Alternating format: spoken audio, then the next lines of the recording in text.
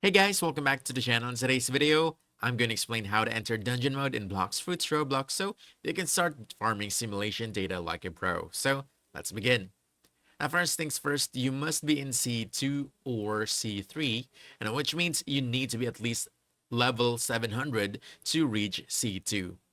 And if you're still in C1, the dungeon option simply won't appear yet. So level up first. As you can see, I'm working towards that. Currently, I'm at level 84. Now, once you're in C2 or 3, you want to look at the top right corner of your screen and click the server, this one. It's a server selection button. And if you're eligible, you'll see the option to play dungeons.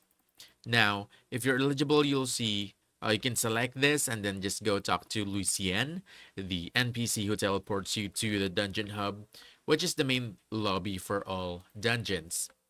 Now, before you can actually enter a dungeon, make sure you have three things equipped, right? So, first, you must have a sword, then, you must have a gun, and then lastly, you must have a devil fruit or Blox Fruit.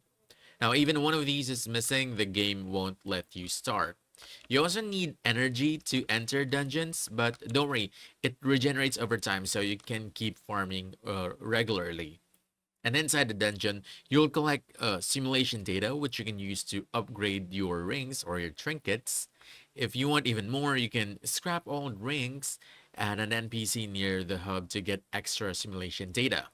So remember, you want to raise your level to 700 first, then reach at least C2, talk to Lucien, equip your sword, gun, and fruit, and make sure you have enough energy. Then you're ready to grind.